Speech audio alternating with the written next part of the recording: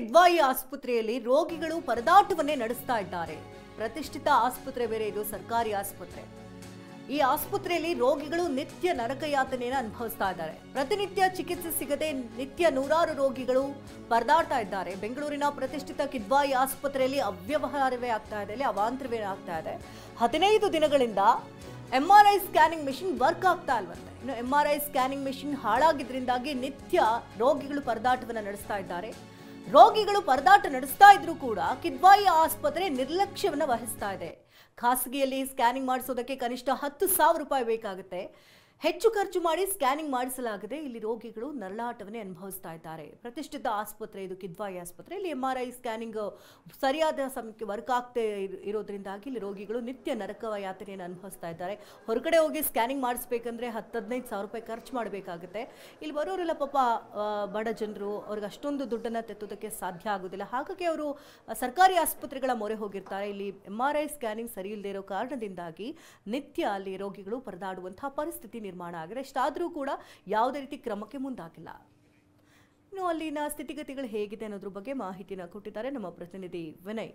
Take ರಾಜ್ಯದ ಪ್ರತಿಷ್ಠಿತ cancer ಆಸ್ಪತ್ರೆ ಕಿದ್ವಾಯಿ ಸಾಮಾನ್ಯವಾಗಿ ಬೆಂಗಳೂರಿಂದ ಹಿಡಿದು ರಾಜ್ಯದ ಬೇರೆ ಬೇರೆ ಜಿಲ್ಲೆಗಳಿಂದಲೂ ಕೂಡ ಚಿಕಿತ್ಸೆಗೆ ಬರ್ತಾರೆ.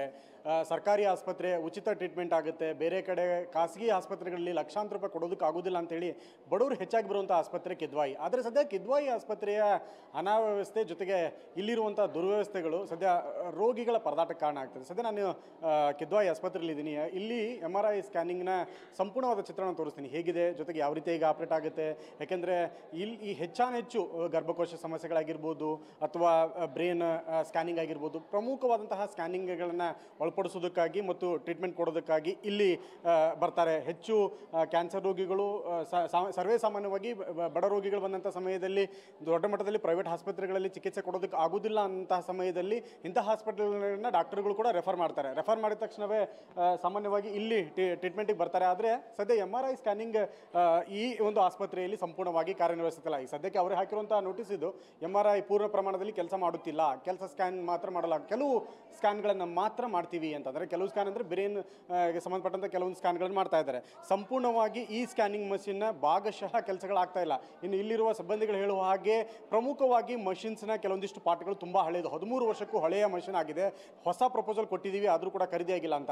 ಇಲ್ಲಿ ಒಂದು ಡಬಲ್ ಸ್ಟ್ಯಾಂಡರ್ಡ್ ಇದೆ. ಸದ್ಯಕ್ಕೆ ಇದನ್ನು ಔಟ್ಸೋರ್ಸ್ ಮಾಡಬೇಕು ಅಂತ ಮಾತುಗಳು ಕೂಡ ಕೇಳಿಬರ್ತಾ ಇದೆ. ಜೊತೆಗೆ ಇಲ್ಲಿ ಇದನ್ನು ಸಂಪೂರ್ಣವಾಗಿ ಔಟ್ಸೋರ್ಸ್ ಮಾಡಿದರೆ ಬಡ ರೋಗಿಗಳು ಪರದಾಡುವಂಥ ಸ್ಥಿತಿ ಇದೆ. ಸದ್ಯಕ್ಕೆ ರೋಗಿಗಳಿದ್ದಾರೆ, ಸ್ಕ್ಯಾನಿಂಗಿಗೆ ಬರ್ತಾರೆ, 10-15 ಸಾವಿರ ಕೊಟ್ಟು ಹೊರಗೆ ಮಾಡೋಕ್ಕಾಗೋದಿಲ್ಲ. ಇನ್ನು ಬಂದಿದ್ದಾರೆ, ಕೇಳ್ತೀನಿ ಅವ್ರನ್ನ, ಎಲ್ಲಿಂದ ಬಂದಿದ್ರಿ, ಏನು ಚಿಕಿತ್ಸೆಗೆ ಬಂದಿದ್ರಿ, ಏನು ಹೇಳ್ತಾ ಇದ್ದಾರೆ ಈಗ ಸ್ಕ್ಯಾನಿಂಗಿಗೆ ಬರ್ಕೊಟ್ಟಾಗ?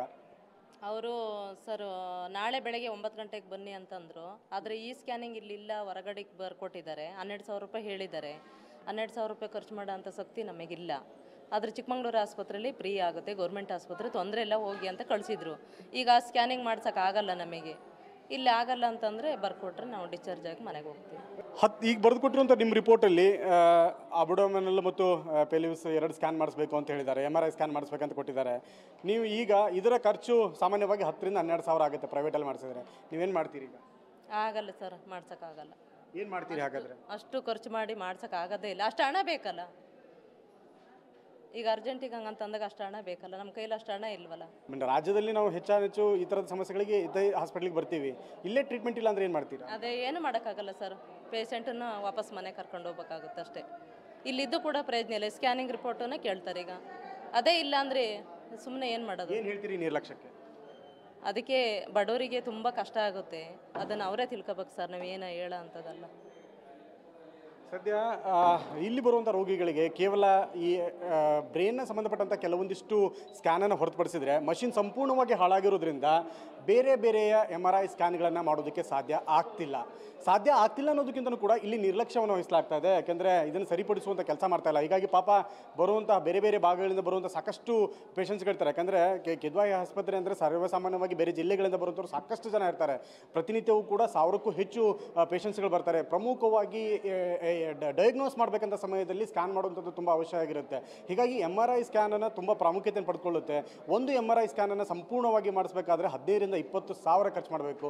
ಬಡ ರೋಗಿಗಳು ಬರುವಂಥದ್ದೇ ಇಲ್ಲಿ ಉಚಿತ ಆಗುತ್ತೆ, ನಮಗೆ ಫ್ರೀಯಾಗಿ ಖರ್ಚಲ್ಲಿ ಟ್ರೀಟ್ಮೆಂಟ್ ಸಿಗುತ್ತೆ ಅನ್ನೋಂಥ ಕಾರಣಕ್ಕೆ ಈ ಹಾಸ್ಪಿಟಲ್ಗೆ ಬರ್ತಾರೆ. ಆದರೆ ಇಂತಹ ಒಂದು ನಿರ್ಲಕ್ಷ್ಯತನ ಇರುವಂತಹ ಆಸ್ಪತ್ರೆಯನ್ನು ಸಂಪೂರ್ಣವಾಗಿ ಚಿಕಿತ್ಸೆಗೆ ಸೂಕ್ತ ಮಾಡುವಂಥದ್ದು ಮತ್ತು ಒಳ್ಳೆಯ ಫೆಸಿಲಿಟೀಸ್ ಕೊಡೋದು ಕೂಡ ತುಂಬ ಪ್ರಮುಖವಾಗಿರುತ್ತೆ. ಇಂತಹ ನಿಟ್ಟಿನಲ್ಲಿ ಕೂಡ ಸರ್ಕಾರ ಎಚ್ಚೆತ್ತುಕೊಳ್ಬೇಕು ಮತ್ತು ಉನ್ನತ ವೈದ್ಯಕೀಯ ಸಚಿವರು ಕೂಡ ಇದರ ಬಗ್ಗೆ ಗಮನ ಹರಿಸಬೇಕು ಅನ್ನೋದು ಕೂಡ TV9 ಕಳಕಳಿ.